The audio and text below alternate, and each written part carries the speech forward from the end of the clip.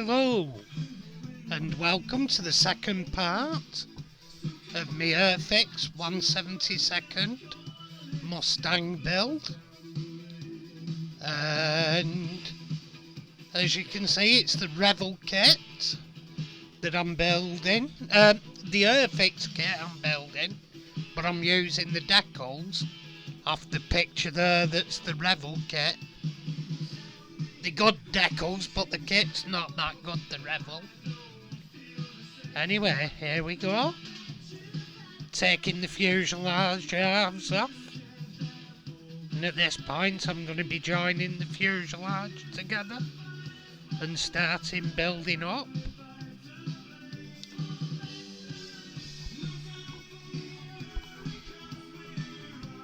And there we go. I'm just trimming and sanding, building the interior up. I'm just gluing Freddy in, and there we go, going into the actual fuselage.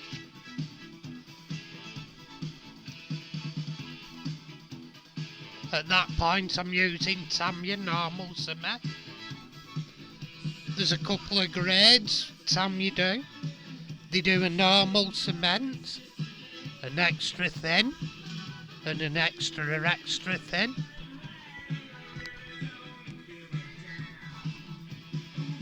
And there the radiator's gone in. It didn't quite mount in proper. And what I'm doing there, I'm putting a block of milliput in the middle for reasons you will see later. And joining it up from the outside with Tamiya cement. Yeah, also the Umbral liquid poly's damn good. And here, I'm really on the base. I very much should have painted that an earth colour. It's a huge cock-up that's come back to harm me. But never mind, it'll pass.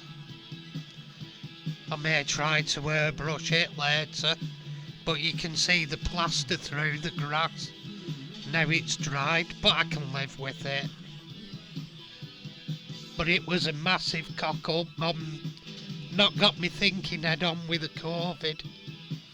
Still recovering from it. It's a mistake that a year ago I wouldn't have made. But anyway, hey ho. Still looks okay.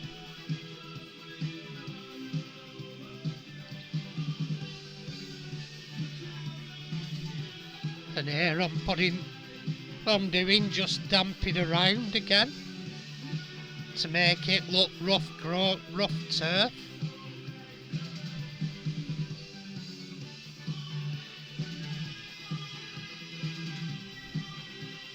There we are. Wipe down the edges to get the photo frame back. As I say, this frame isn't a particularly good one. It's just one of... If I was making a diorama deliberately going out to do it, I'd go out to the shop and measure what I wanted. Go out to the shop and hunt around for what I wanted. You can get some photo and painting frames that are oval, that make terrific diorama bases.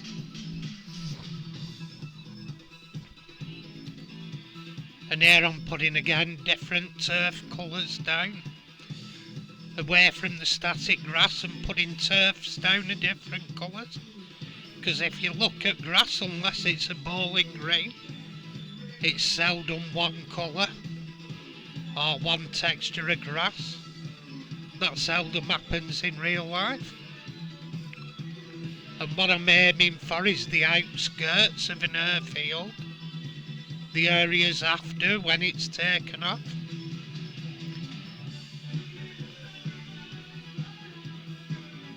So it's not going to be the tidiest of areas. especially in World War II, more by airfields were mobile and they picked any sort of decent area of flat land. And often, one week the Allies would have them, and another week the Germans would have them. And vice versa, they used to nick each other's airfields as lines progressed.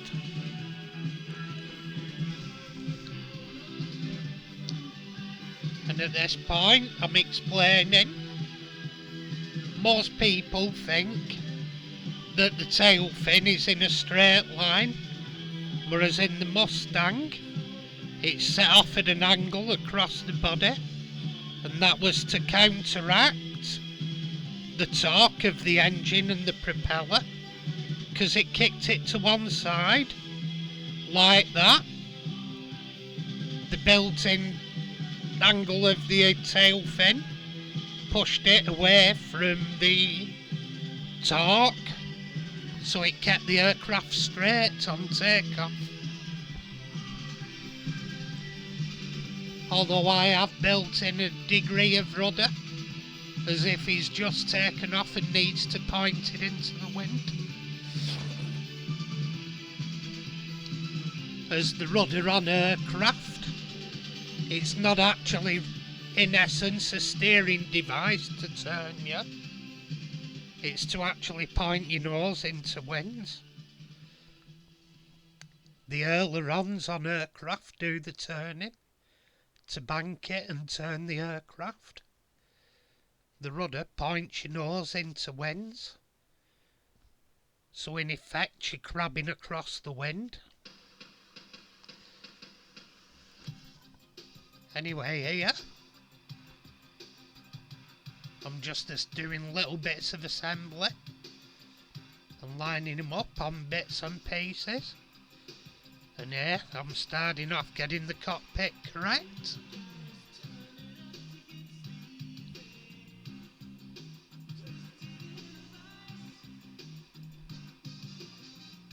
And there I'm painting on. It's like a very dark grey.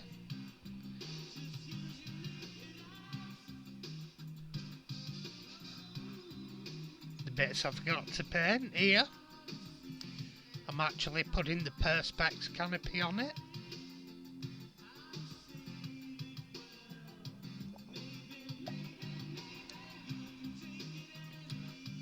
And at this point,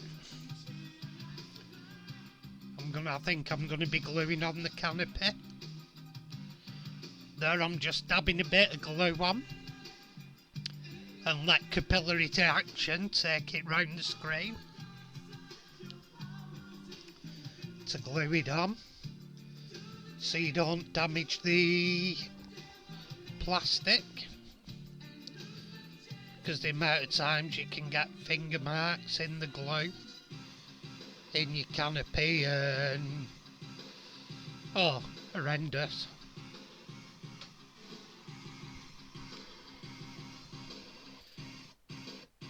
And at that point I think it's on. I can't really see, it's that clear. And at this point I'm putting a dab of Tamiya extra thin around where the canopy is going to be going on.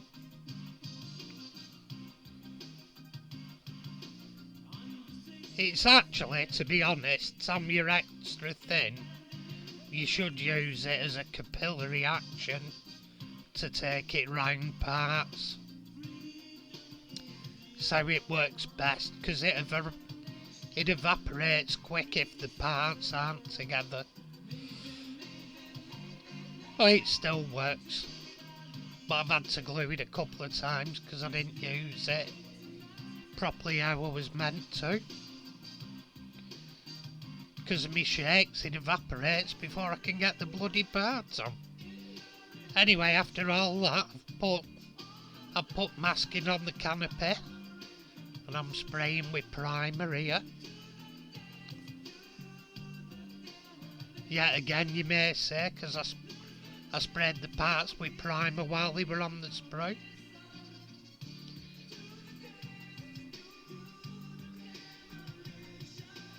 And there we go. we're putting it in silver.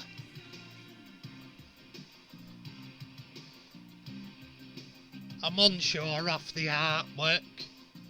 I've not looked at it proper, but some were natural metal finish and some were painted silver. Anyway, the Revel colours that were supplied with the Revel kit that I'm doing the colour scheme from are very thick, so they were watered down. I just added a bit of water to thin it a bit. There, I'm just trimming the tape where it were overhanging. And there we go. I couldn't really be bothered firing up the airbrush for these bits and pieces. And there I am painting the tail.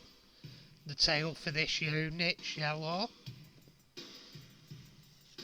The actual unit that the markings belong to, for those interested, 359th Fighter Group, 368th Fighter Squadron, 8th Air Force, United States, Army Air Force, East Wrexham, England, and in 1945. The invasion stripes denote that anyway, because they were very late war once we'd invaded Europe.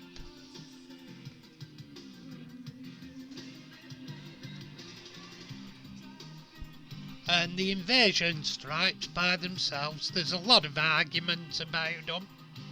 A lot of people say you should do them very neat, whereas you can get decals and they're absolutely perfectly neat, which is far from the real story.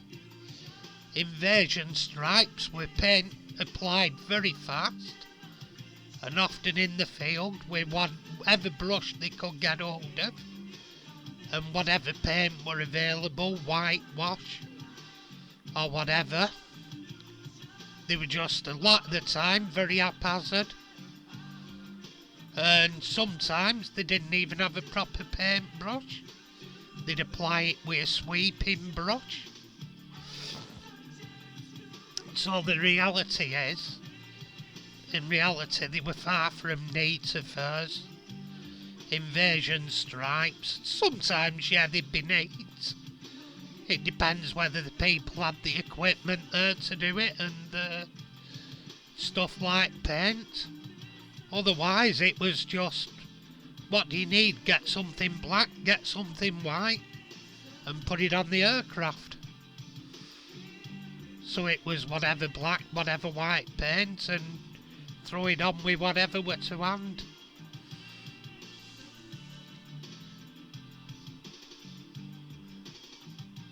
And as you can see, my invasion stripes take that to the extreme. No, only kidding. They're not actually too bad. For a quick few minutes working here, I'm making a black wash. Because I'm not happy with this. For this one, with the acrylic washes. They don't work that brilliant. And by the way, for those that were interested, the actual primer and the silver colour were done with rattle cans. And here we can see it's an oil paint wash using turpentine or white spirit. And it's applied, when you apply it, capillary action takes it all along the panel lines. Then afterwards dip a cotton bud in white spirit, take as much as you can off with a tissue and use it for wiping excess blobs off like these, and wipe along the direction that airflow would go along the length of the aircraft. So then any dark areas, etc., will go naturally along the length of the aircraft, as if it's dirt from the air. And at this point, these are identification lights. On the wingtip, they go red, amber, green. They're done with Tamiya clears.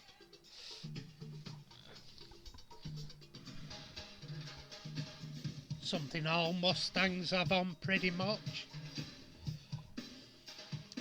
I've never researched so far how they were used. But anyway, there's where we're up to so far. I think I'm going to be making this a 3-parter and finishing with detailing and deckling and mounting to the base. And I've got a speciality coming up in it as well. How I deal with stuff like this. And who knows, in the future, I may include it in a painting. I've covered the Mustang before, but I may do it again. Anyway, thank you for watching. Stay tuned for part 3. If you've enjoyed, subscribe. And by all means, press the bell icon for notifications. And bye for now, and take care. Bye.